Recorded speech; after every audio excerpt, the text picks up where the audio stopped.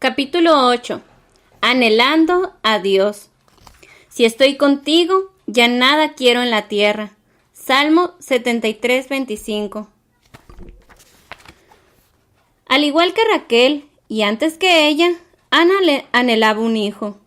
Aunque su marido, Elcana, la amaba, Penina, su otra esposa, solía atormentarla para que se enojara, ya que el Señor la había hecho estéril. Primera de Samuel 1:6.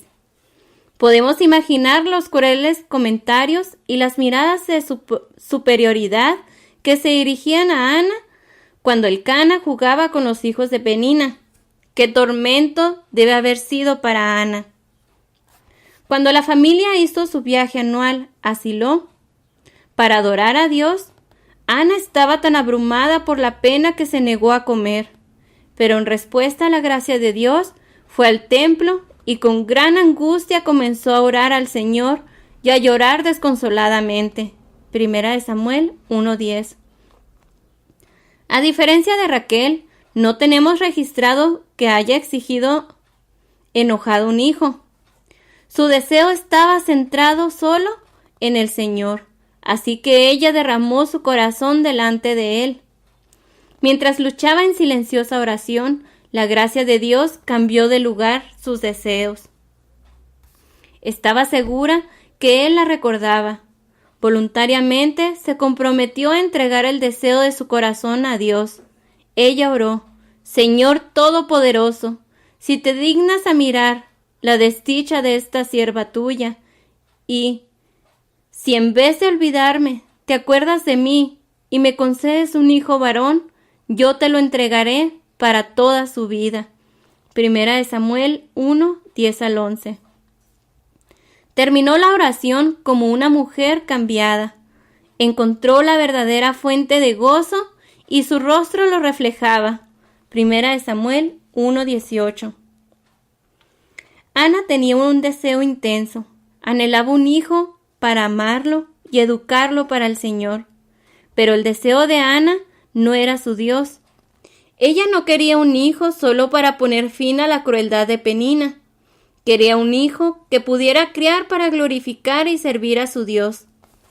La adoración de Ana a Dios se ve en el nombre que le puso a su hijo. ¿Recuerdas cómo Raquel nombró a su hijo José, mostrando su deseo codicioso de tener más? Ana llamó a su hijo Samuel, que quiere decir, se lo he pedido al Señor. Ella sabía que su hijo era un regalo de Dios. Cada vez que ella decía su nombre, recordaba que él era una respuesta a la oración. Él le pertenecía a Dios. Dios misericordiosamente satisfizo a Ana porque su deseo no era su Dios.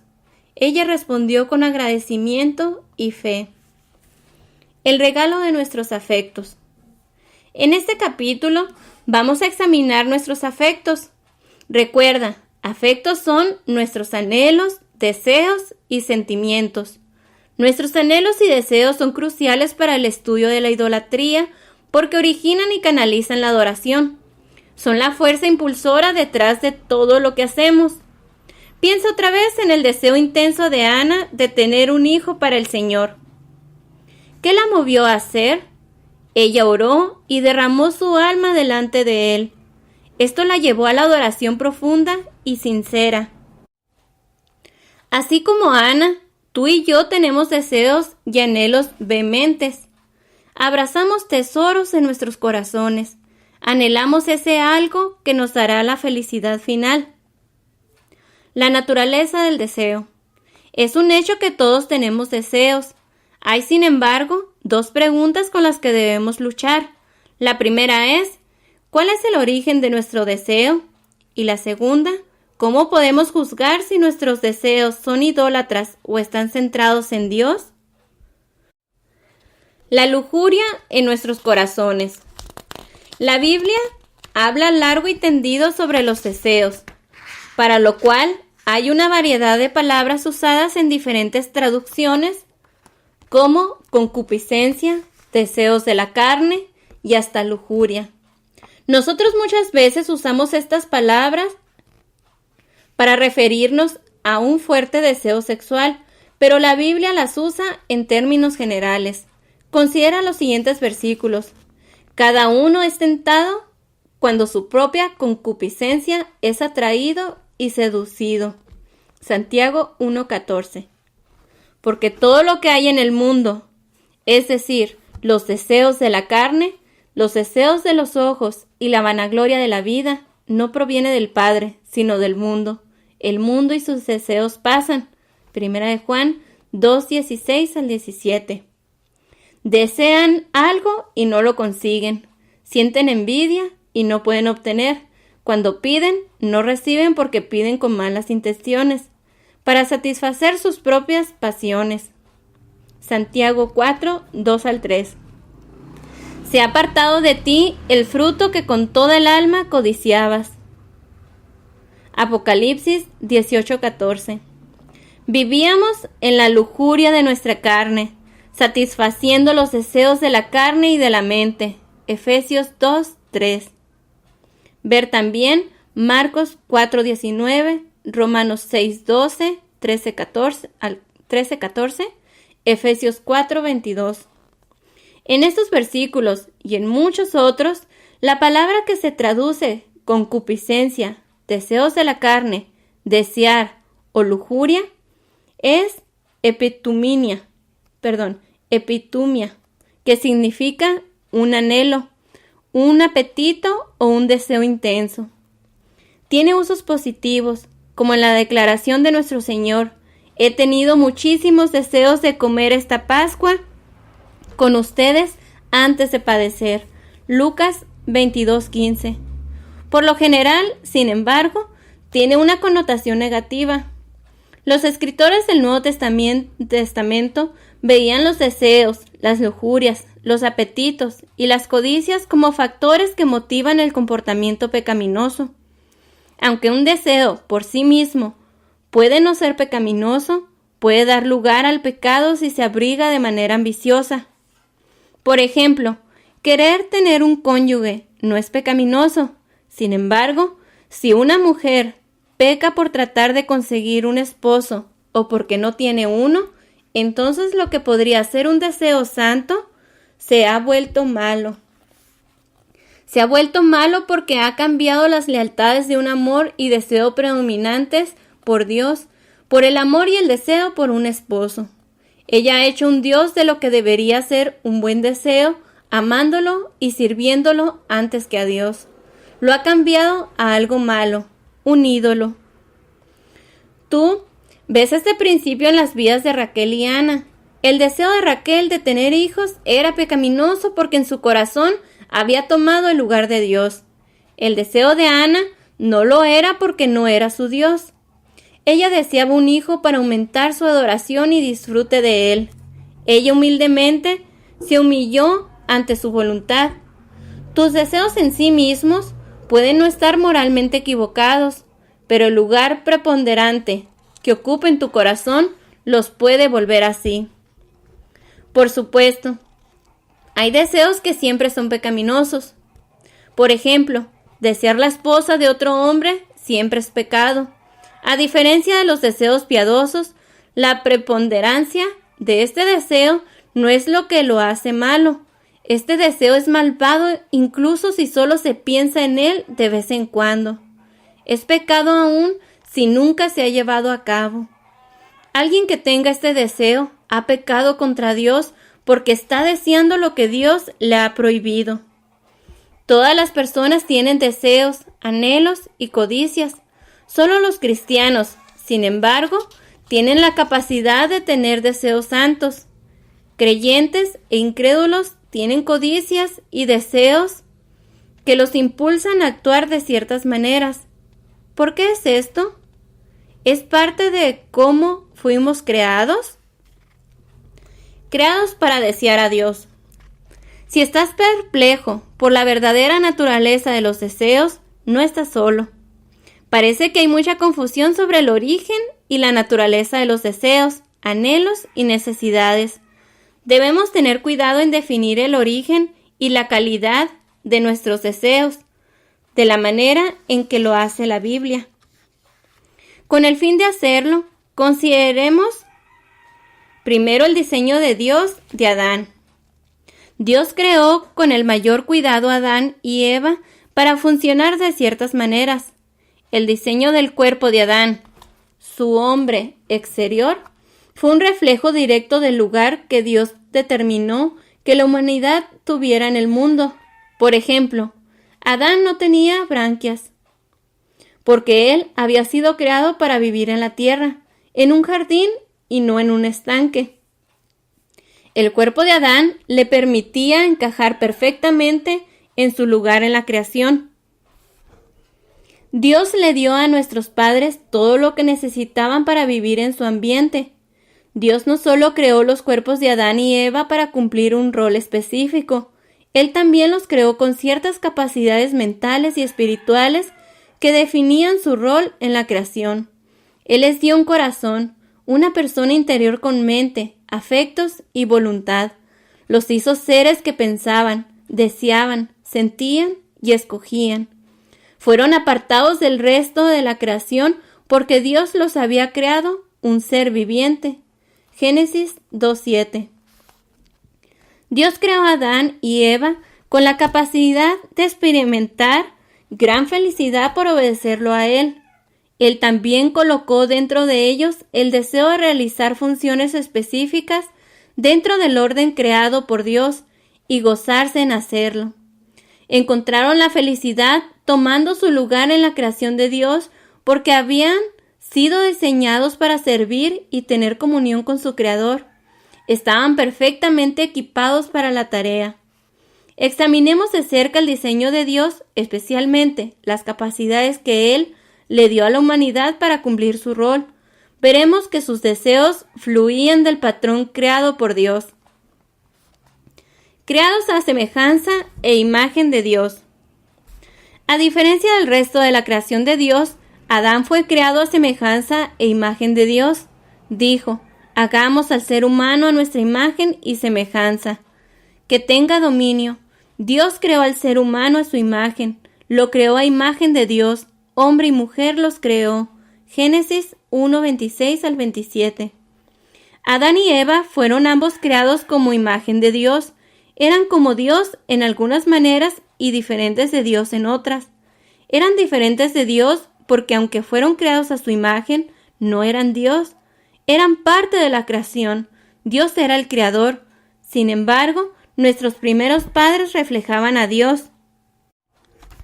Eran capaces de pensar y razonar.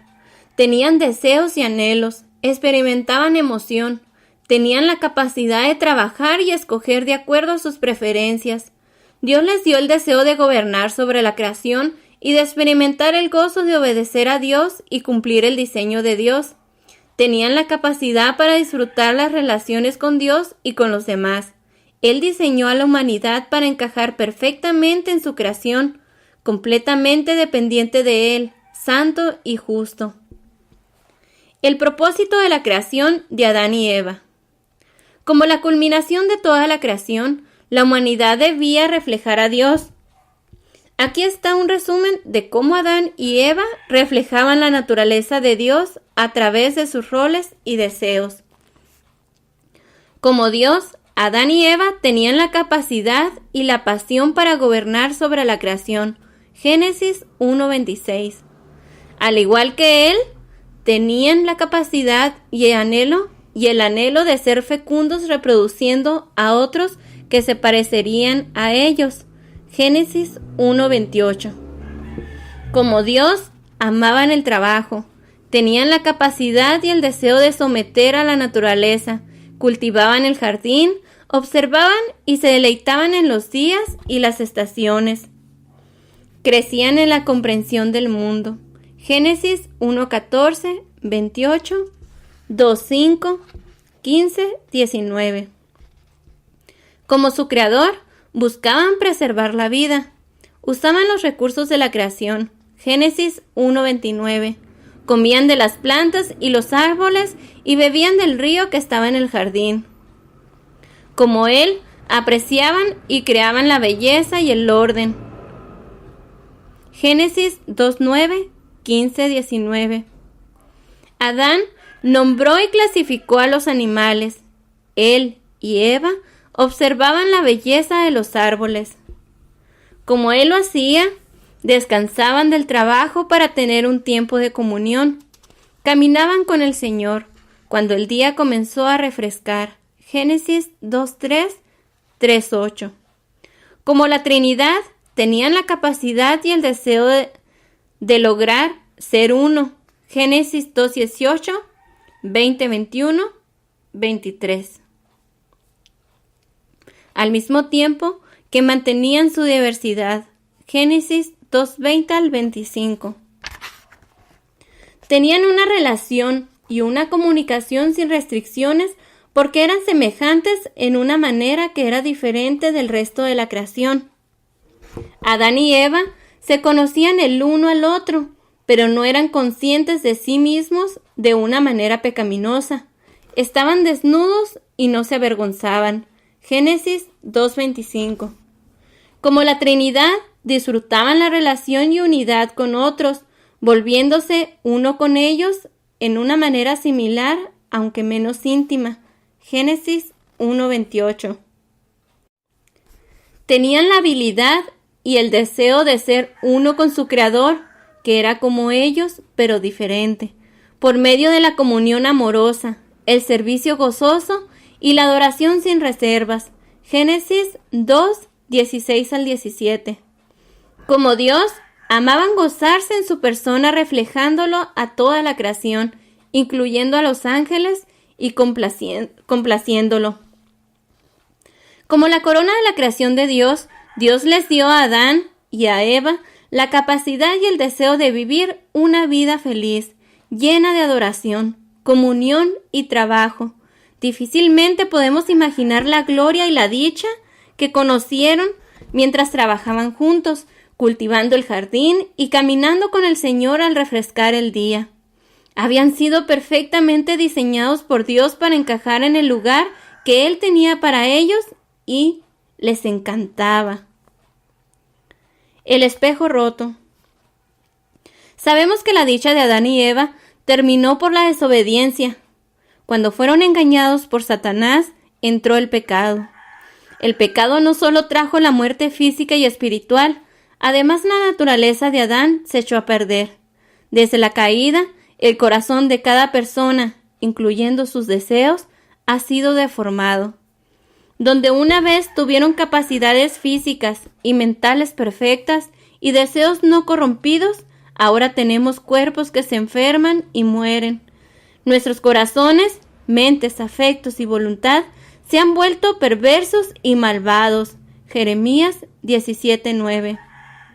En vez de vivir en gozosa unión con Dios, reflejándolo por medio de la adoración, la comunión y el trabajo, cada intento de los pensamientos de la humanidad caída se han vuelto de continuo solamente el mal.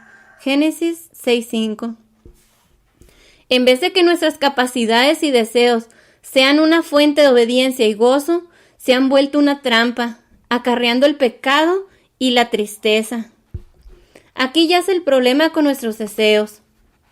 Nuestros corazones, la fuente de donde fluye todo nuestro pecado, Mateo 12:34, han dejado de estar centrados en Dios y se han centrado en sí mismos. En vez de vivir la vida reflejando a Dios para su gloria, el hombre vive para su propia gloria, buscando la felicidad en su propia imagen. En vez de vivir en humilde sumisión a la palabra de Dios, confiando en que su camino es el mejor, confiamos en nuestra propia prudencia. Proverbios 3:5. Piensa conmigo por un momento cómo de algunas maneras, ciertamente no todas, el pecado ha dañado y distorsionado el diseño inicial de Dios para Adán y Eva. El deseo de gobernar. El deseo del hombre de gobernar sobre la creación se ha centrado en él mismo, no para la gloria de Dios. Hombres y mujeres de manera pecaminosa se enseñorean sobre los demás, volviéndose crueles y demandantes, disfrutando el poder y el control. Ansían el respeto. Desean que los demás piensen bien de ellos, en lugar de buscar el respeto y la honra para Dios y quienes lo reflejan. Las esposas buscan usurpar la autoridad de sus maridos. Los esposos abdican a su rol o demandan una obediencia irrazonable. Fracasan en someterse humildemente a Dios y ellos mismos se constituyen monarcas. El deseo de unidad física. En vez de desear el uso de su sexualidad para la gloria de Dios como una manera de reflejar la unicidad de Dios, realzar la unidad y tener hijos que amen a Dios, veneran el sexo.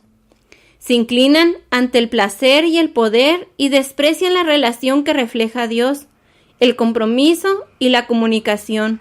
Disfrutan relaciones centradas en ellos mismos, que no reflejan nada más que una unidad física superficial. Con arrogancia, exigen que sus hijos les rindan culto, sin reconocer la imagen de Dios en ellos o su derecho sobre sus vidas. Buscan construir un reino propio. El trabajo para su propio placer. En vez de desear el dominio de la naturaleza a través del trabajo físico e intelectual para que glorifique a Dios, se vuelven adictos al trabajo buscando la felicidad en el respeto de los demás y los placeres de las riquezas. Ansían la seguridad, la comodidad y la trascendencia. Confían en sus habilidades y valoran la autosuficiencia, estafan a otros que han sido creados a semejanza de Dios para su provecho. Se vuelven esclavos del reloj o pueden ser perezosos, sirviendo a los dioses del sueño, la comodidad y la ausencia de responsabilidad. Pueden apostar o robar, deseando riqueza sin trabajar. Desperdician el tiempo que Dios les ha dado viviendo neciamente cada día sin pensar en Dios o en la eternidad. El desperdicio de la creación. En lugar de desear el uso de los recursos de la creación para la vida y para reflejar confianza en el Dios que mantiene el mundo, colocan los placeres de consumo de la creación por encima de Dios. Hombres y mujeres comen con glotonería o beben en exceso. En vez de reflejar a Dios por medio de la administración de la creación, incluyendo sus cuerpos, viven con avidez y cruelmente hacen estragos al mundo natural por placer. El deseo por la belleza. En vez de desear el disfrute de la belleza y el orden de la creación para la gloria de Dios, endiosan la apariencia externa. Añoran que los demás rindan culto a su belleza y creatividad. Hacen un dios de su casa, ropa, coche o cualquier cosa que refleje su gloria, belleza o valor. El anhelo por el descanso. En vez de desear tiempo de comunión apacible con su Creador, cuando no están trabajando, se ocupan en una gran diversidad de actividades impías. El deseo que Dios les ha dado por la comunión tranquila y el descanso apacible en el Sabbat se ha corrompido por centrarse en ellos mismos, por lo que el descanso del trabajo se pasa en juegos vacíos frente a la pantalla de la televisión, leyendo libros frívolos o al final en la ociosidad en los años de jubilación. El deseo por la unidad. En vez de desear una unidad que refleje la unidad de la Trinidad, la desean para mostrar su propio valor. Veneran el pensamiento de ser amados, cuidados, apreciados, apartados de su Creador. En lugar de enfocarse en el gozo de amar, preocuparse y apreciar al cónyuge, se enfocan en él para su propio beneficio. En lugar del amor a Dios y a los demás que deberían desear, luchan por el dominio, buscando ser venerados y obedecidos. Desprecian las diferencias que ven en los demás, buscando cambiar a su cónyuge a su propia imagen, o teniendo temor de estas diferencias, buscan moldearse de manera pecaminosa a la imagen de su cónyuge. La comunicación se convierte en una herramienta para lograr estos objetivos, exigiendo o manipulando al cónyuge por medio de un lenguaje poco amable, amargo, con enojo o malicia. El deseo por los amigos. En vez de desear relación, comunión y unidad con los demás para glorificar a Dios, reflejando su diversidad y unidad, hombres y mujeres desean amigos para sentirse bien con ellos mismos, para sentirse aceptados. Desprecian y temen a la persona solitaria que no encaja. Desarrollan relaciones en organizaciones civiles o políticas. Vitorean con otros en los eventos deportivos. Buscan entretenimiento y recreaciones porque anhelan ser parte de un grupo. Y entre más poderoso el grupo, mejor. Desde la caída, este deseo de ser uno con los demás se ha estropeado seriamente por el enfoque impío en sí mismos, justo como lo fue en la Torre de Babel. Puedes escuchar el mismo clamor, hagámonos un hombre, que resuena en cada campeonato de fútbol. El deseo pecaminoso de ser como los demás puede hacer que un hombre despilfarre tiempo y dinero en los deportes profesionales. Puede hacer que una mujer pierda el tiempo por horas comprando o chismeando con amigas. El fin principal del hombre. Por último, y lo más importante, nuestro deseo principal, glorificar a Dios y disfrutar de Él cumpliendo toda su voluntad. Se ha estropeado tanto que es casi irreconocible. Desde la caída, el deseo básico de la humanidad ha sido glorificarse y disfrutarse ella misma, haciendo lo que ella piensa que la hará feliz. Debido al pecado, hombres y mujeres fracasan en buscar la única fuente verdadera de felicidad, Dios. El hombre siempre deseará dedicarse de algún modo a la adoración, las relaciones y el trabajo, debido al sello de Dios en su alma, pero estos deseos están ahora totalmente enfocados en él mismo y están distorsionados. Ahora, en vez de adorar a su Creador y encontrar la felicidad en Dios, crea un Dios a su propia imagen. En vez de reflejar la unidad con los demás para la gloria de Dios, busca relaciones principalmente para su gloria y placer, en vez de trabajar para que las obras de Dios sean conocidas y glorificadas por otros. Persigue y ama el dinero, el respeto y el prestigio. Dado que ha sido creado a la imagen de Dios, todavía retiene un vestigio del diseño de Dios, pero ahora su adoración, relaciones y trabajo se han vuelto idólatras y están enfocados en él mismo. La figura 8.1 es un resumen de los deseos de Adán en contraste con los del hombre caído. Dios creó a Adán y Eva para desempeñar roles distintos. Colocó dentro de ambos la habilidad y el deseo de encajar perfectamente en su mundo. Al vivir sus roles, reflejaban a Dios. Desde la caída, sin embargo, todo ha cambiado. Ahora nos gobiernan los deseos pecaminosos. Sin la intervención directa de Dios por medio de Jesucristo, nuestros deseos permanecerían dañados y sin esperanza. No importa cómo nos tratemos de reformar, nunca recuperaremos las habilidades y los deseos inmaculados que necesitamos para vivir la vida para la que fuimos creados. Dios nos ha expulsado para siempre del paraíso. Un ángel con una espada de fuego bloquea nuestro regreso.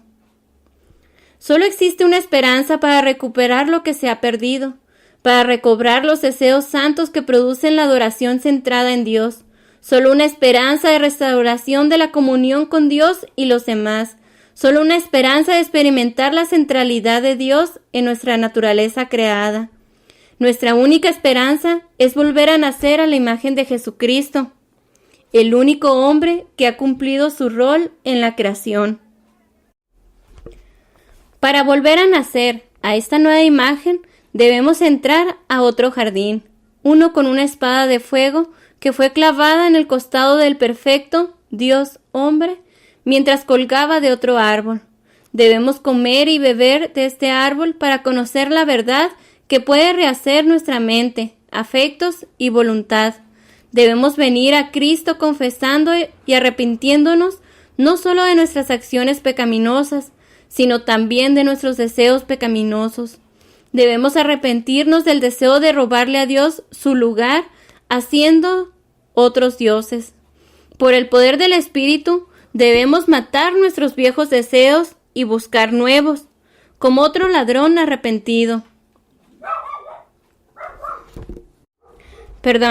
Por el poder del Espíritu debemos matar nuestros viejos deseos y buscar nuevos, unos piadosos. Es solo por medio de la fe en Cristo que nosotros, como otro ladrón arrepentido, podemos recuperar el acceso al paraíso. La vida y muerte de Jesucristo es suficiente para liberarte de tu antigua naturaleza y rehacerte a su imagen.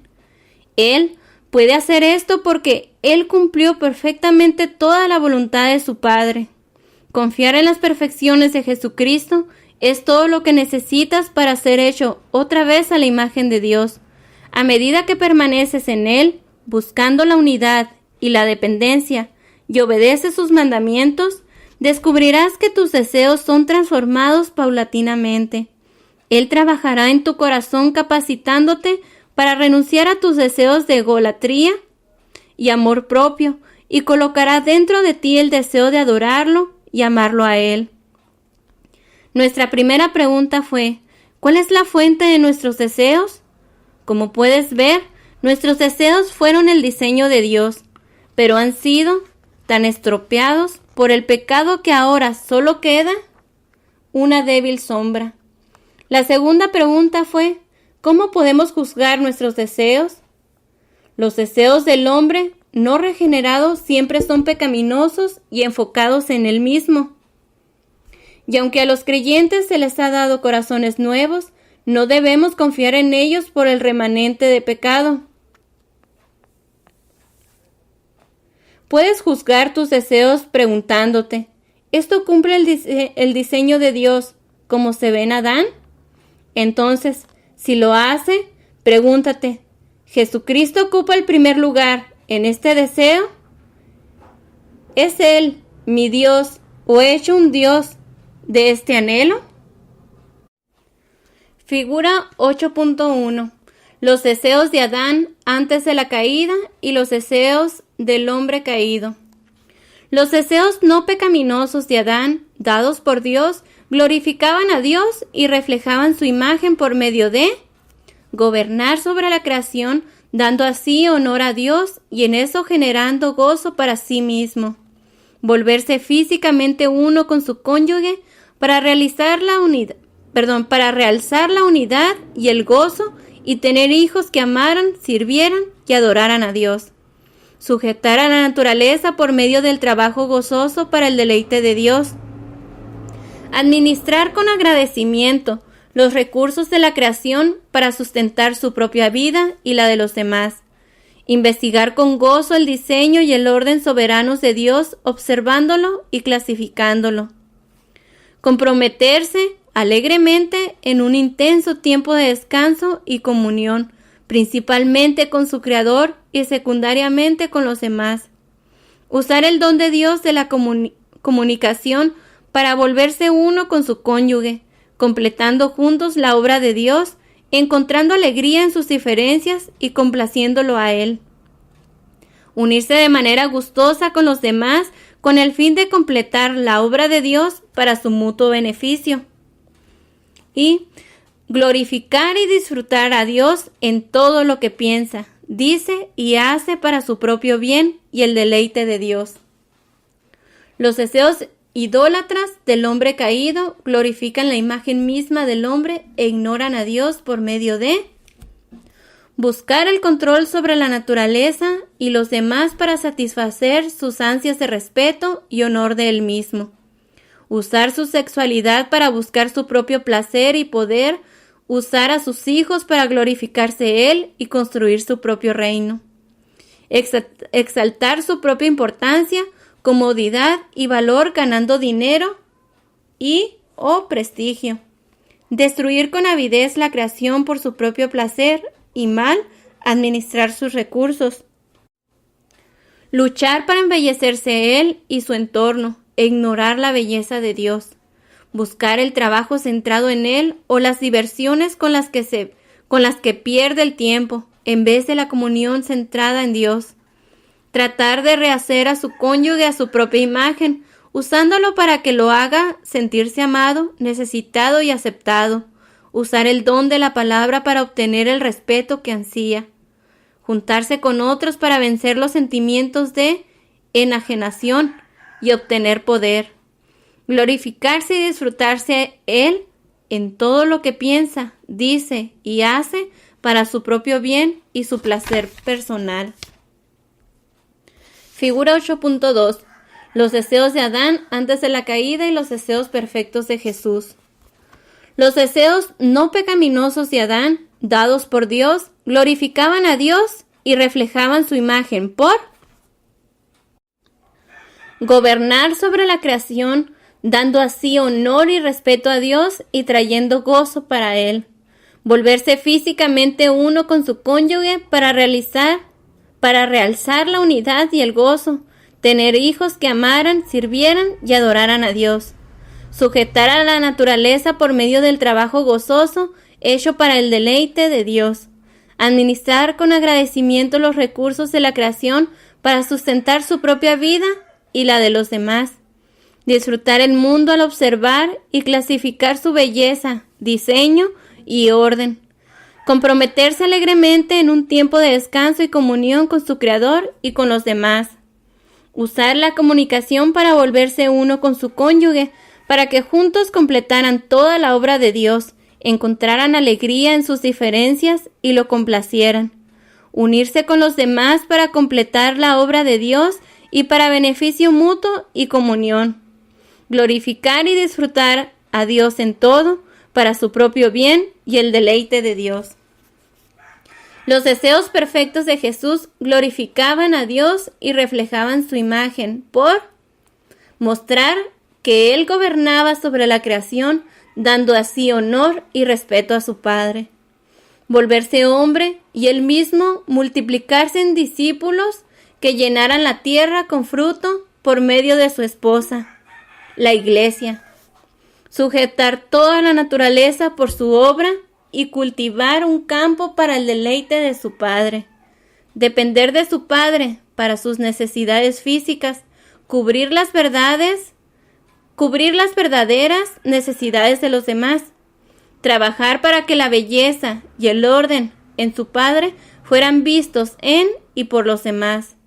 Adorarlo a Él en el Shabbat por medio de la oración, la comunión y las obras de misericordia, comunicarse con su esposa, la Iglesia, y poner su vida por ella, concederle diversos dones para que ella pudiera completar el edificio de su reino, disfrutar la comunión y la relación con las personas y fundar la Iglesia, ser uno con Él en propósito y amor, haciendo siempre las cosas que lo complacen a Él.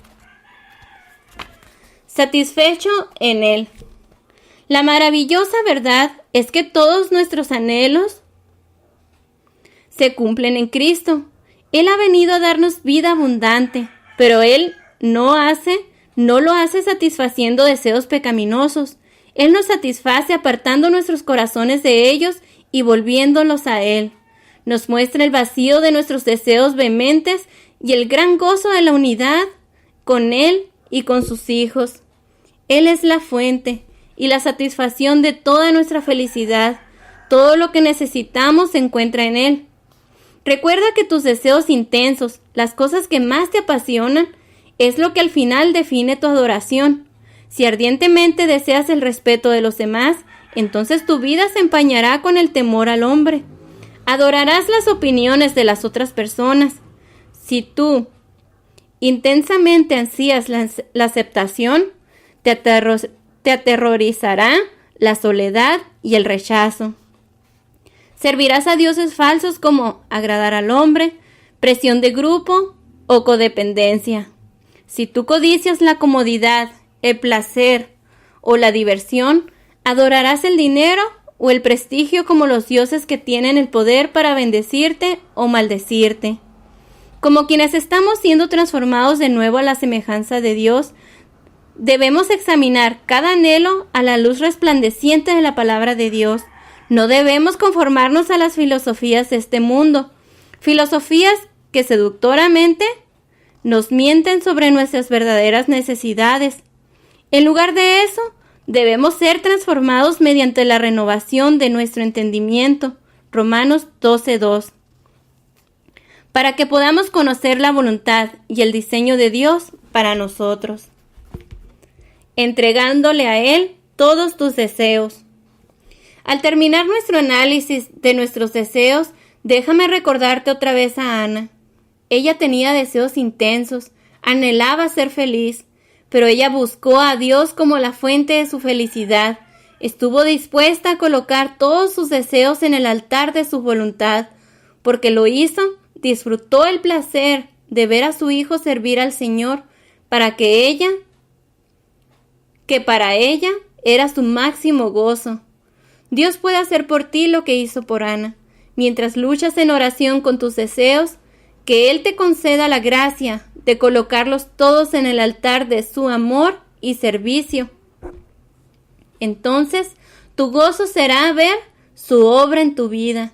Él usará los deseos que te ha dado para alentar, encender e impulsar tu adoración, tus relaciones y trabajo, todo para su gloria. Para una reflexión más profunda.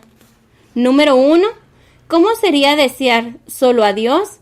Ver Salmo 42, 1 al 2, 143, 6, Isaías 26, 8 al 9, Lucas 9, 23 al 25. Número 2. Usa la concordancia para descubrir los deseos, dichas y deleites de Dios y escribe los que sean más preciosos para ti. La alegría de Dios descansa en la comunión con Él mismo y con su pueblo. ¿Cómo cambia esto tu visión de Dios? Número 3. ¿Qué dice Juan 8:44 sobre el origen de los deseos impíos? ¿Cómo influye en nuestros deseos creer en la verdad, como se comenta en el último capítulo? Número 4.